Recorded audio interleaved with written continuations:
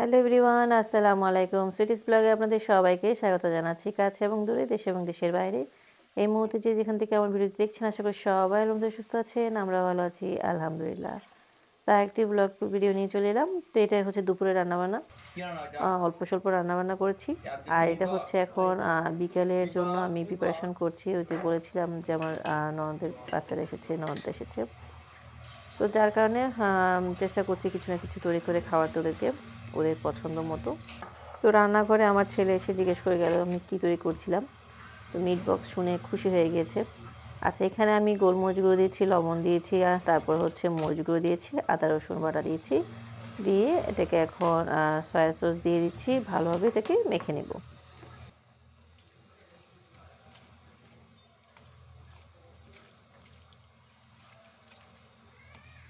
এটা মেখে আমি কিছুক্ষণ রেখে দিব, ঘন্টাখানেকের মতো রেখে দিব।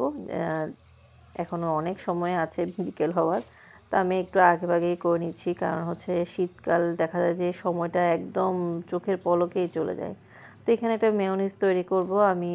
মেয়োনিজ তৈরি করার সময় দুটো ডিম দিয়ে দিচ্ছি। এখানে দিয়ে দিচ্ছে হাফ টেবিল চামচ আমি গোলমরিচ গুঁড়ো, তারপর হচ্ছে মাস্টার্ড পেস্ট দিয়ে দিব। এটা আপনার সরিষা বাটা বাসায় থাকলে দিবেন, আর আমি তো এটা বাসায় কেনা আছে, তো আমি এটা দিয়ে দিচ্ছি। তো ইদানিং ইউটিউবে অনেক মেয়োনিজের রেসিপি আছে, যেটা হচ্ছে সিদ্ধ ডিম দিয়ে করে থাকে, তারপরে পোচ ডিম দিয়ে করে থাকে। কেন জানি আমার কাছে ওটা ভালো লাগে না খেতে, এবং ভালো লাগে না আমার ওই টেস্টটা। সিদ্ধ ডিম দিয়ে আমি একবার করে দেখেছিলাম, কেমন জানি একটা গন্ধ লাগে সিদ্ধ ডিমের। আচ্ছা, আমি চিনি দিয়েছি ২ টেবিল চামচের মতো, দুধ পাউডার দিয়েছি এখানে ২ টেবিল চামচ, একটু বেশি হবে। তারপরে হচ্ছে সিরকা দিয়েছি হচ্ছে ২টা ডিমের সাথে, মনে রাখতে হবে মেজারমেন্টটা, ২টা ডিমের সাথে ২ টেবিল চামচ সিরকা। আমি সিরকাটা একটু বেশি দেই, ৩ টেবিল চামচের মতো দেই। তারপর হচ্ছে ২টা ডিমের সাথে যাবে ২ কাপ তেল। ২ কাপ তেলে অনেকখানি মেয়োনিজ হয়ে যায়। আমি অল্প অল্প করে বিট করতে হয়। তো আমার হ্যান্ড বিটারটা দিয়ে আমি করে থাকি। ব্লেন্ডার দিয়ে করা যায়, কিন্তু আমার ব্লেন্ডার দিয়ে আমার আ যে ব্লেন্ডারটা আছে ওটা দেখা যায় যে উপরে যে ঢাকনাটা আছে ওটা দিয়ে ওটা খুললে ব্লেন্ড হয় না। তো দেখা যায় যে আমি একসাথে যদি আমি তেল দিয়ে দেই, তখন কেন জানি ওটা হয় না, মানে লিকুইড হয়ে যায়। তো আমি কিন্তু মেয়োনিজে লবণ দিয়েছি, ওটা বলতে ভুলে গিয়েছি। আর এখানে ছোটো ছোটো করে এভাবে করে আলু আমি টুকরো করে নিয়েছি, ভালোভাবে ধুয়ে নিয়েছি। তারপরে এই যে এখানে হাঁড়িতে লবণ দিয়ে আলুটাকে আমি একটু বয়েল করে নিব। বেশি না, জাস্ট ৫ মিনিট বলক উঠলেই একটু দেখব। এটা পুরোপুরি সেদ্ধ হওয়া যাবে না, জাস্ট একটু বলক ওঠার পরে আচ্ছা দেখে বুঝে নিতে হবে। তারপর এটাকে চালনিতে চেলে আমি এখন ঠান্ডা করে নিব। একদম বেশি শুকিয়ে নিব না, একটু হালকা গায়ে পানি আছে এই ভাবটাতে। এখন এখানে আমি দিয়ে দিব লবণ আর মরিচ গুঁড়ো, এটা হচ্ছে মশলা। তো এখানে আমি কর্নফ্লাওয়ার দিয়ে নিব। আমি আন্দাজ করে কর্নফ্লাওয়ারটা দিয়ে ভালোভাবে এটাকে মাখিয়ে নিব।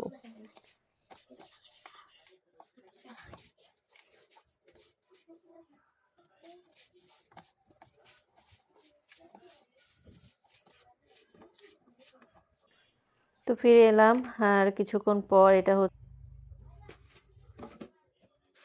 রান্নার ঘরের দিকে কর্নফ্লাওয়ার দিলাম, ময়দা দিলাম।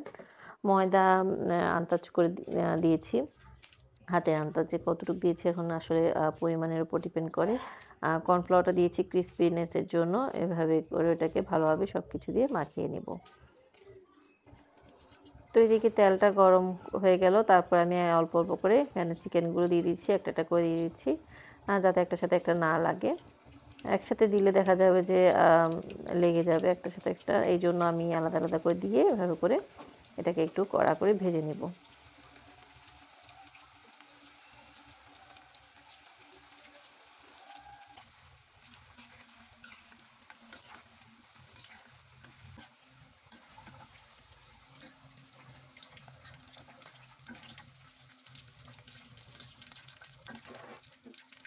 তো এখানে সসেস ভেজে নিচ্ছি।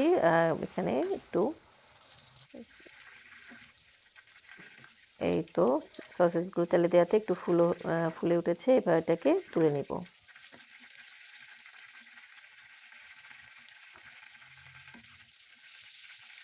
তো এবার সবার শেষে আলুগুলো ভেজে নিব।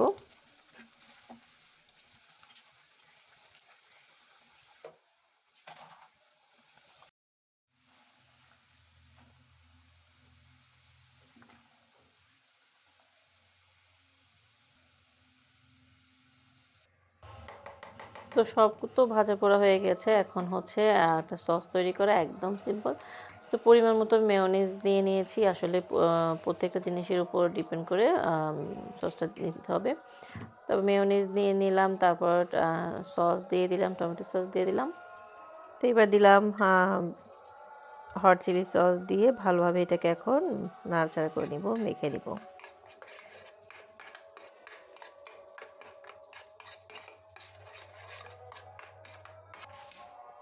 তো এখানে এক ফালি লেবু রস দিয়ে দিচ্ছি চিপে। তো একটু বারবিকিউ সস দিয়ে দিলাম, এটা একদম অপশনাল, বাসায় ছিল তাই দিচ্ছি। তো এইভাবে বাসায় তৈরি করে দেখবেন, খুব মজা করে আপনি আপনার মতো জিনিস দিতে পারবেন। আপনি সসেজ দিতে চাইলে সসেজ দিতে পারবেন, নাগেট দিতে চাইলে নাগেট দিতে পারবেন। আপনার যা ইচ্ছে তাই দিয়ে অনেক মেহমান বাসায় আসলেও আপনি আপনার পছন্দ মতো করে সবাইকে এটা খাওয়াতে পারবেন, খুবই মজা হয়। তো এই তো একে একে সব আমরা যা যা ভেজেছিলাম ওটা দিয়ে ভালোভাবে এটা সব কিছু দিয়ে মিশিয়ে নিচ্ছি।